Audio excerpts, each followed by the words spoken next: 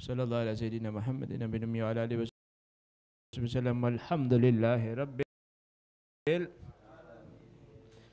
Adik-adik kalau yang masih mau bermain boleh, tapi jangan di dalam musola ya, biar yang waktu ngaji nanti ya, untuk menghormati taklimnya jangan berisik ya, kesian nanti anaknya kalau Allah Ta'ala berikan musibah, karena mungkin sebenarnya anak itu tidak ada masalah, tapi karena bermain ketika waktu taklim ditakutkan.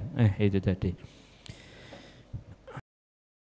Assalamualaikum warahmatullahi wabarakatuh. Alhamdulillah, alhamdulillahirabbil alamin. Wa bihi nasta'in ala umuri dunya waddin. Allahumma salli wa sallim ala sayyidina Muhammadin qamarul wujud fi hadzal yawm wa fi kulli yawm wa fi yawmil maw'ud sirra wa jahra fid dunya wal ukhra wa ala alihi wa sahbihi wa sallim. Amma ba'du, fa ya rabbi shrah li sadri wa yassir li amri wahlul 'uqdatam min lisani yafqahu qawli. Amin amin ya rabbal. Raditu billahi rabban wa bil islam dinan wa bi Muhammadin sallallahu alaihi wasallam nabiyyan wa rasulah. Alhamdulillah, ma'asyaral hadirin wal hadirat yang dimuliakan oleh Allah Subhanahu wa taala. Segala puji kehadirat Allah yang telah memberikan kepada kita kenikmatan yang lihat antara, wabil khusus nikmat sehat wal afiat, nikmat panjang umur dalam keadaan taat kepada Allah Subhanahu wa taala. Kita minta kepada Allah semoga kenikmatan ini Allah taala langgengkan untuk kita semua, langgengkan untuk keluarga kita semua, langgengkan untuk saudara-saudara kita semua, dan semoga Allah taala berikan kepada kita semua petunjuknya yang baik sehingga kita di jalan Allah yang benar, di jalan yang lurus yang bisa menghantarkan kita kepada Allah Subhanahu wa taala. Ma'asyaral hadirin wal hadirat yang dimuliakan oleh Allah, kita lanjutkan seperti biasanya kajian kitab Burdah, yang mana kita masih di bagian daripada di pasal tentang masih menerangkan tentang mukjizat Nabi Muhammad sallallahu alaihi wasallam. Saya ingatkan lagi bahwa tidaklah mukjizat ini dinampakkan oleh Allah untuk Nabi Muhammad sallallahu alaihi wasallam. Tujuannya adalah agar kita sebagai umat Nabi dan mereka orang-orang di zaman Nabi Muhammad SAW mengetahui keunggulan kebesaran Nabi Muhammad SAW, dan agar kita ini menjadi bangga dengan Nabi Muhammad, bangga dengan umat Nabi Muhammad SAW. Ketika ditanya kita umatnya siapa? Umat Nabi Muhammad. Apakah hebatannya nabimu Nabi Muhammad SAW? Kehebatannya luar biasa, segala macam Allah Ta'ala tunjukkan. Nah, ini tujuan ada mukjizat. Ada yang belah bulan, ada yang begini, ada segala macam. Jadi kita itu kenal Nabi Muhammad tujuannya biar tujuannya biar tujuannya biar peduli. Kalau para sahabat dahulu kala itu selangsung ajarannya dari Nabi Muhammad, doktrinnya dari Nabi Muhammad SAW. Setelah mereka mendapat doktrin, didikan dari Nabi Muhammad secara langsung, apa juga manfaatnya? Tidak ada sahabat kecuali pasti sahabat itu memiliki kemuliaan yang luar biasa, yaitu kebersihan di hatinya. Dapat didikan dari Nabi Muhammad, dapat doktrin dari Nabi Muhammad, bisa menyaksikan kemuliaan Nabi Muhammad. Lalu para sahabat ini penerus Nabi Muhammad SAW. Diceritakan Nabi Muhammad itu bagaimana kesehariannya, kemuliaannya apa saja, mujizatnya bagaimana dan lain sebagainya. Diceritakan kepada murid-muridnya para sahabat. Murid-muridnya sahabat menceritakan kepada murid-muridnya. Murid-muridnya menceritakan kepada murid-muridnya, terus sampai banyaknya para ulama yang mengumpulkan hadis-hadis tentang Nabi Muhammad Sallallahu Alaihi Wasallam yang nyambung kepada Nabi Muhammad. Dikumpulkan sampai ada hadis-hadis yang memang sudah benar-benar sahih atau bisa dibilang kesahihannya 100% atau mendekati 100%. Setelah itu sampailah kepada kita semua. Lalu para ulama-ulama ngarang lagi tentang Nabi Muhammad karena ngambil ini tidak sembarangan, ngajinya itu tidak sembarangan, tidak tahu Nabi, bukan Nabi tahu Nabi Muhammad separuh enggak. Sudah hafal 5.000 hadis, 7.000 hadis, 10.000 hadis, 100.000 hadis. Membaca kitab sejarah tentang Nabi Muhammad 5, 7, 10, 200 kitab. Sudah tahu tentang Nabi Muhammad dari segi tafsir Al-Quran, sudah membaca berapa banyak tafsir, tahu tentang Nabi Muhammad, mereka mengarang, menulis. Nabi Muhammad begini, Nabi Muhammad begini, Nabi Muhammad begini. Nah, kita ini terima mung wis mateng, ora usah ngerajang bawang, brambang, ora usah goleki onclang, ora usah goleki apa jenenge merica, garam, wis tinggal mbok emplok. Inilah kitab yang kita baca ini. Sana ada Maulid Simtuduror, ada Maulid Diba, Maulid Barzanji, Maulid Azab, Syaraful Anam, Maulid Diyaul Lami, dan banyak yang lainnya. Juga ada qasidah burdah, ada qasidah yang tentang Nabi Muhammad. Nah, ini kita sudah tinggal mbok emplok tok, iki panganane wis dadi kabeh, tinggal dipangan. Bahkan kalau para ulama itu sebagian menyebutkan bukan hanya tinggal makan, bahkan kita sudah diletakkan di mulut kita, tinggal ngunyah kok sik males. Artinya apa? Sudah siap semuanya. Wes ora mungkin kekurangan garam, ora mungkin. Tidak mungkin kekurangan merica, kurang tidak mungkin. Pasti sudah paling pas. Nah, disinilah kita ngaji semacam ini, keliling kita tahu sejarah Muhammad SAW, tahu Rasulullah, tujuannya biar hati kita ini penuh tentang Nabi Muhammad sampai tidak ada tempat setan nongkrong. Sampai tidak ada tempat hawa nafsu mau nongkrong, sampai tidak ada tempat untuk siapapun untuk duduk di dalam hati kita. Nah, di sini sebutkan lagi di antara kemuliaan Nabi Muhammad SAW, wa ma hawal gharu min khairin wa min karamin wa kullu tarfin minal kufari anhu ami. Selain daripada mukjizat yang sebelumnya, yaitu tentang daripada Nabi Muhammad membelah bulan, begitu juga bagaimana hati Rasul Shallallahu Alaihi Wasallam itu terbelah berapa kali. Rasulullah hatinya dibelah lebih dari 2 kali sampai 4 kali. Shallallahu Alaihi Wasallam kita tahu ceritanya, mukjizatnya, kemuliaannya. Terus ada darahnya ngalir, apakah harus dibius dulu? Yang membelah langsung malaikatnya Allah Subhanahu wa taala.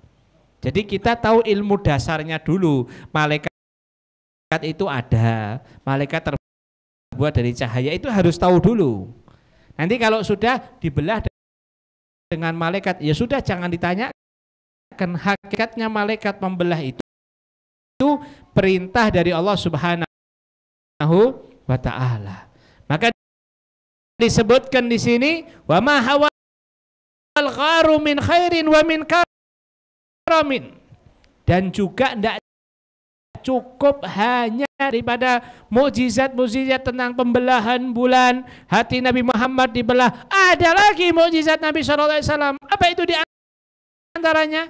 Ketika beliau perjalanan hijrah dari kota Mekah menuju kota Madinah, perjalanan hijrahnya itu bukan karena takut, bukan karena tidak berani, tapi mengatur strategi, dan itu pun karena perintah dari Allah Subhanahu wa taala. Kalau tidak ada perintah, beliau aslinya tidak mau hijrah. Bahkan sampai Nabi Muhammad itu mau keluar Mekah, itu ngadep ke Mekah dulu sambil ngangkat tangan. Weh Mekah, aku keluar dari sini bukan karena aku benci, tidak suka, karena aku ini perintah dari Allah Ta'ala, aku cinta kepadamu wahai Mekah, ya kota kelahiran Nabi Muhammad. Kita ini sama kota kelahiran pasti cinta. Maka karena itu apa hukumnya kita cinta kepada kota Mekah? Hukumnya wajib, karena Nabi Muhammad cinta kepada kota Mekah. Kita lepas dari orang-orangnya, tapi kotanya. Nabi Muhammad cinta, maka kita harus wajib cinta. Nah, ini kemuliaan daripada kota Mekah. Bahkan yang diminta oleh Rasul SAW kepada Allah ketika mau hijrah, ya Allah, jadikanlah kemuliaan yang ada di Mekah ada di Madinah, ya Allah. Keberkahan yang ada di Mekah ada di Madinah. Keselamatan yang ada di Mekah ada di Madinah. Keagungan yang ada di Mekah ada di Madinah. Karena mau dihijrahkan. Ini permintaan Rasulullah SAW. Nah, ketika perjalanan itu melewati gurun Sahara, di sana sampai menggunakan daripada orang-orang yang mengembala kambing agar jejaknya tidak terlihat. Semua ini kalau Allah Ta'ala mau hilang, merem, melek Nabi Muhammad dari Mekah pindah Madinah, selesai. Bisa, sangat bisa. Tapi semua ini tidak dilakukan. Karena apa? Karena biar kita tahu Nabi Muhammad ini juga punya jasa besar, ada jerih payahnya.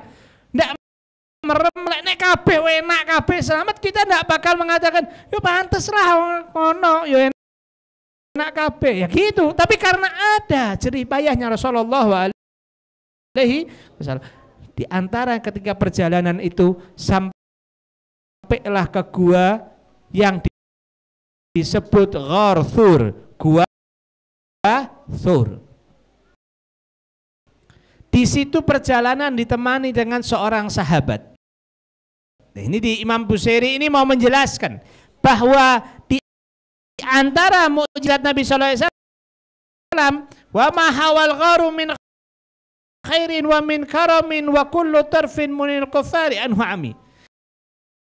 Yang mana di antara mukjizat Nabi adanya beliau di gua yang bernama Thur, yang mana di gua Thur itu ada seseorang yang baik, ada seseorang yang mulia, yaitu siapa? Sayyidina Abu Bakar dan Rasulullah. Dan setiap daripada orang-orang kafir tidak bisa melihat, dibutakan oleh Allah Subhanahu, tidak bisa melihat Sayyidina Abu Bakar dan misalnya Abu Bakar dan Rasulullah SAW. Tapi pembutaannya bukan buta tidak kelihatan. Ini hikmah-hikmah cerita yang sangat banyak sekali. Diceritakan ketika waktu mau masuk ke gua, Sayyidina Abu Bakar As-Siddiq ini sahabat yang disebut As-Siddiq, artinya adalah orang yang benar-benar percaya kepada Nabi tanpa harus Nabi jelaskan lagi. Abu Bakar tadi malam itu anak melihat begini, percaya Rasulullah. Ente tidak perlu anak terangkan, tidak perlu. Abu Bakar anak tadi malam Isra wal Mi'raj begini. Percaya Rasulullah. Kalau ente katakan lebih daripada itu, anak percaya. Kok cuman itu? Sampai Sayyidina Abu Bakar dikatakan, ya Rasulullah, kalau engkau katakan kepadaku di belakang gunung itu ada emas, maka aku percaya. Karena kepercayaan yang sudah mantep sama Nabi Muhammad SAW. Padahal umurnya lebih tua Sayyidina Abu Bakar Siddiq. Tapi iman kepada Nabi Muhammad SAW dipilih sama Allah Ta'ala. Waktu perjalanan itu. Ini waktu perjalanan Nabi jangan dipikir jalan terus enak, ono sing ngawal, ono patwal, kabeh selamat. Oh, ndak. Perjalanan ini ma bainal hayah wal maut, antara hidup sama mati. Dikejar-kejar sama orang-orang kafir mau bunuh Nabi Muhammad SAW. Sampai dibuat sayembara, dibuat pernyataan siapa yang mendapatkan Muhammad hidup maupun mati bakal mendapat hadiah 1000 unta. Permasalahannya itu Sayyidina Abu Bakar yang ngomong, ya Rasulullah, wis wayahe aku ngancani hijrah apa durung? Lho bayangkan. Ini sahabat kurang apa Sayyidina Abu Bakar Siddiq? Nek awake dhewe nek pas sing enak-enak melu, giliran ono ki engko dipateni, Pak. Engko sik tak ngomong mbek wong tuwa ku sik entuk apa ora. Ki engko nek aku sik ngapunten lho. Nang kowe nena, nggih Yai, nggih, siap sini kau dawuh. Kowe melu aku yo nang ndi Yai? Kowe tak ajak lunga, tapi iki engko ana sing musuhi lho. Soale engko dakwah ning kono akeh santete, akeh iki engko wah ngapa? Kula tak tanglet wong tuane kula rumeh. Begitu sing enak tak ajak yo nggo ning ndi? Dakwah ning Thailand, ning Singapura, ning ya, yang kono, nggih. Pak sak nganggo tekok-tekok sik. Kepercayaan luar biasa. Karena beliau enggak pernah bingung terhadap dirinya, enggak pernah bingung. Yang dibingungkan Nabi Muhammad SAW. Nah, ketika berada di gua tersebut, orang-orang kafir itu tidak melihat Nabi Muhammad SAW dengan Sayyidina Abu Bakar ada di gua tersebut. Ini disebutkan oleh Imam Busiri. Sebenarnya cerita ini sudah tenar, kita tahu. Ketika masuk Sayyidina Abu Bakar sama Rasulullah, itu Sayyidina Abu Bakar masuk dulu menutup lubang-lubang yang ada di dalam gua, karena namanya gua, orang tidak pernah ke sana, tidak pernah tahu, ditutup. Kalau ada yang pernah umroh, itu mungkin saya bisa jamin, bukan saya bisa jamin, saya bisa yakinkan bahwa yang umroh itu apa namanya itu enggak, travelnya pasti tidak ngajak, tidak ada travelnya ngabutkan naik ke gua, tidak ada jadwal naik ke gua enggak ada, saking wadohe yang ada di pinggir tok, terus di kae lho lah, kae wong-wong akeh kae, nah wong padha mlaku, nah kuwi guwane sing Kanjeng Nabi karo wis, kuwi gua sing Kanjeng Nabi karo jenengan naik Mas. Oh iya, kira wis aja. Sing wis umroh semeneh sapa ngacung sing wis pernah umroh? Pernah umroh? Berangkat umroh? Pernah naik ke gua? Lah ya. Siapa mana yang pernah umroh? Adul umroh? Munggah gua? Ora. Ente naik gua? Nah, ya karena saking tingginya. Cuman gini tok, kayak lo. Lah kayak lo wong-wong kayak cilik-cilik, sing ndi tok kayak lo cilik-cilik lah kayak. Bayangkan berarti kan menandakan tinggi sekali. Kayak wong-wong ketok anake goro-goro cilik-cilik kayak mau lah. Berarti kan tinggi apa dekat itu? Karena tinggi dan jauhnya. Ini Sayyidina Abu Bakar namanya ditutupi. Ada lubang yang belum ketutup. Rasulullah masuk, Sayyidina Abu Bakar masuk lelah. Rasulullah tidur di pahanya Sayyidina Abu Bakar, ditutup pakai kakinya Sayyidina Abu Bakar. Waktu ditutup lubang itu ada hewan yang menggigit. Ular itu gigit. Ketika ular itu gigit, sakit apa enggak kira-kira? Yang nalar raja, sakit apa enggak? Waktu sakit Sayyidina Abu Bakar itu keluar air matanya, ditadahi begini. Tapi karena saking banyaknya air mata yang keluar, iki cangkem ra entuk jerit, aku wedi Kanjeng Nabi tangi, tapi motoku ki ora iso ditahan banyu motone. Nek ketahan kabeh motone ditahan banyu moto, mulut tak iso ngomong ya. Mbuh piye dadine? Tuasep teko kuping. Tapi tidak ditahan sama beliau. Karena air mata yang banyak menetes ke pipi Nabi Muhammad SAW. Bertanya Rasulullah, ada apa wahai Abu Bakar? Jangan engkau bersedih,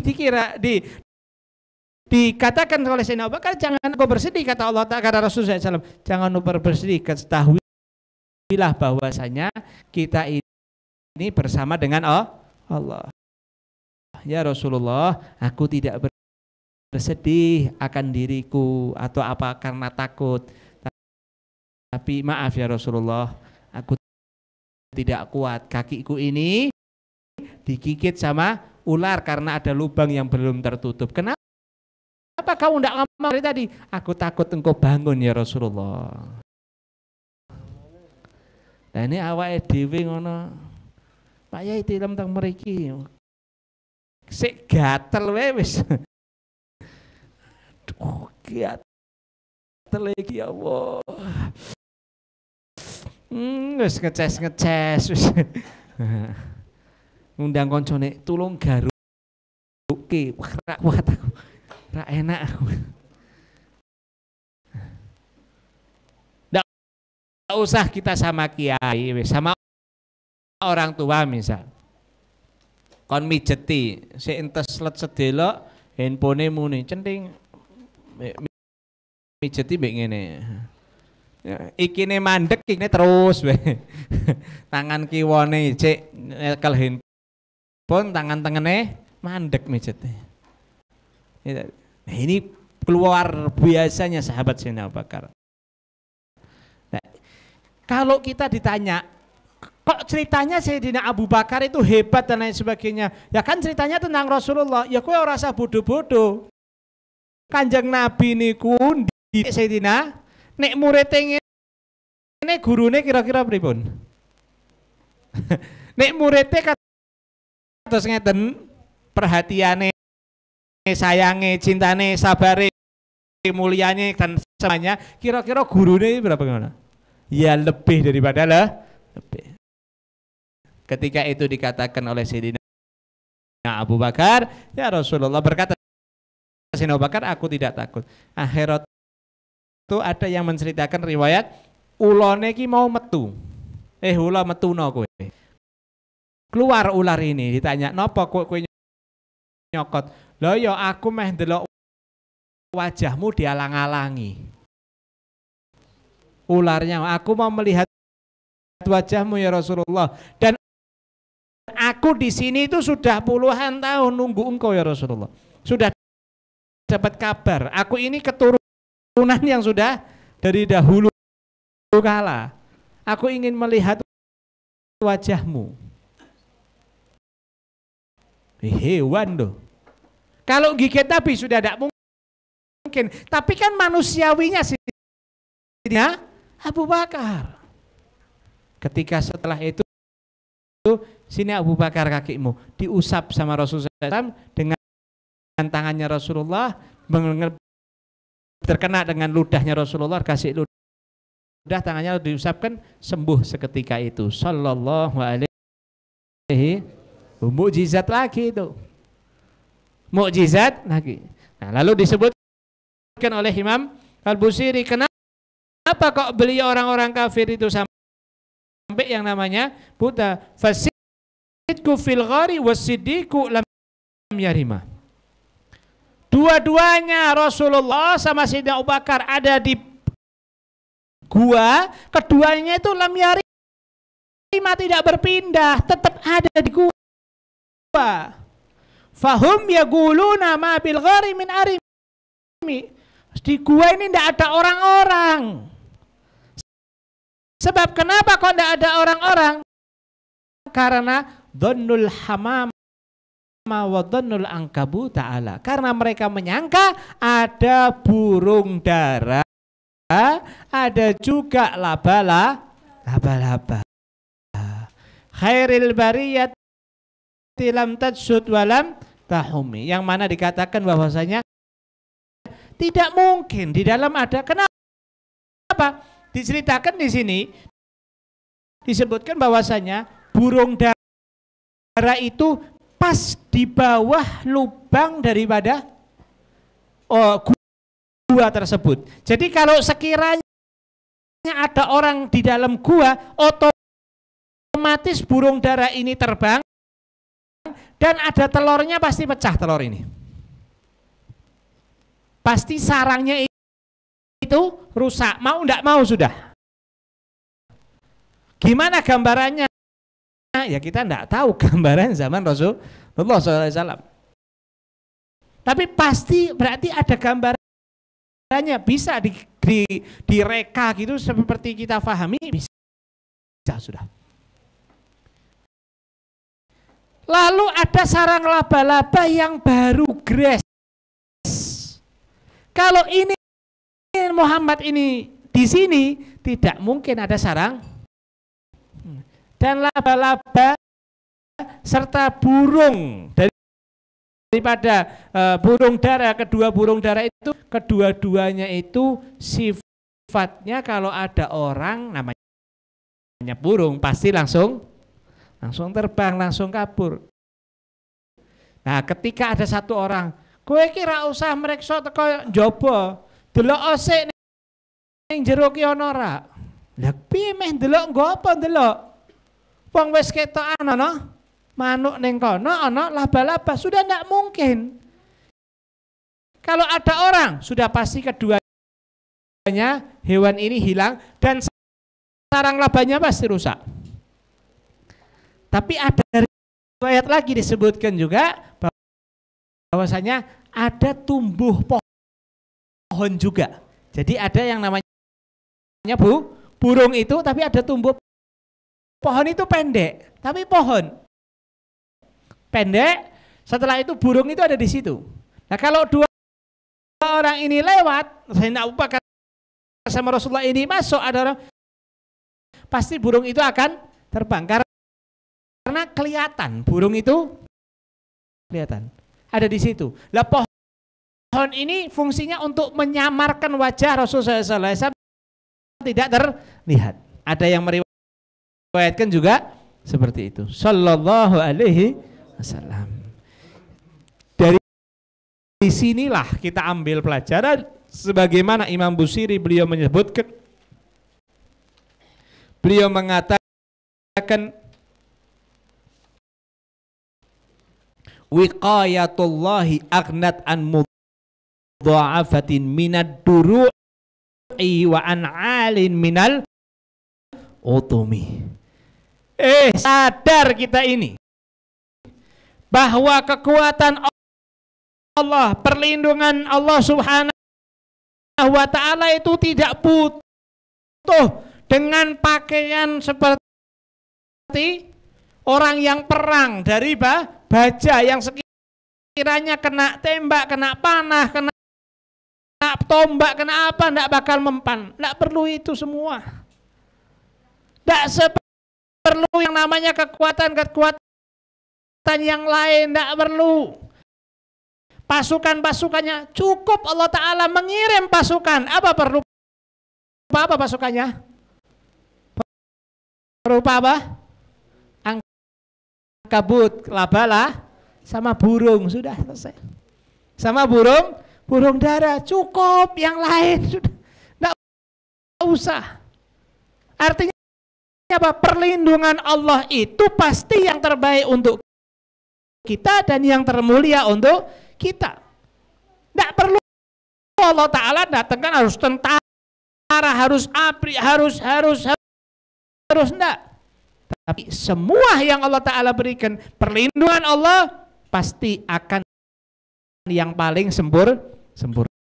Nah, perlindungan Allah itu macam-macam. Maka di situ ada juga perlindungan, ada yang mengatakan bahwasanya perlindungan Allah itu datang melalui para malaikatnya. Para malaikat Allah. Jadi Allah itu punya pasukan. Kalau berkataan di dalam Al-Quran ini juga Allah Ta'ala menyebutkan Allah itu punya pasukan tentara yang berupa malaikat. Nah, disinilah kita biar paham, ngerti bahwa yang melakukan perjalanan itu, yang menjalankan semua itu tadi adalah Nabi kita, Nabi Muhammad. Misinya Nabi Muhammad apa sih? Oh, di Madinah Nabi Muhammad hartanya banyak untuk menjadi orang kaya, mau dihormati, dapat titel, mau jadi raja, mau jadi pemimpin. Enggak. Yang Nabi Muhammad pikirkan adalah agama Islam. Jadi begitu perjuangan Nabi kita, Nabi Muhammad. Jerih payahnya luar biasa. Tidak gratis, tidak gampangan. Sallallahu alaihi. Nah, kita harusnya apa? Harus tahu cerita seperti ini. Tujuannya apa? Biar cinta, sayang, bangga, peduli, dan yang kita idolakan hanya Nabi Muhammad Sallallahu alaihi wasallam. Maka kita minta kepada Allah Subhanahu wa Ta'ala agar Allah Ta'ala berikan kepada kita kemuliaan, Allah Ta'ala lipat gandakan kepada kita semua keberkahan, dan Allah Ta'ala angkat derajat kita. Dan kita minta kepada Allah khususnya semoga Allah Ta'ala berikan kepada kita semua cinta kepada Nabi Muhammad, sayang kepada Nabi Muhammad, peduli dengan Nabi Muhammad, rindu dengan Nabi Muhammad, dan kita bangga dengan Nabi Muhammad SAW. Dan semoga Allah Ta'ala jadikan hati kita isinya hanya Nabi Muhammad. Tidak ada yang kita idolakan kecuali hanya Nabi Muhammad. Dan superhero kita Nabi Muhammad. Pahlawan kita hanya Nabi Muhammad. Kebanggaan kita hanya Nabi Muhammad SAW. Dan semoga Allah Ta'ala berikan kepada kita semua panjang umur, sehat walafiat, dalam keadaan taat kepada Allah Subhanahu wa Ta'ala. Amin amin ya rabbal alamin. Hadani Allah wa iyyakum ila siratal mustaqim. Hada wal afu minkum. Wassalamu alaikum warahmatullahi wabarakatuh.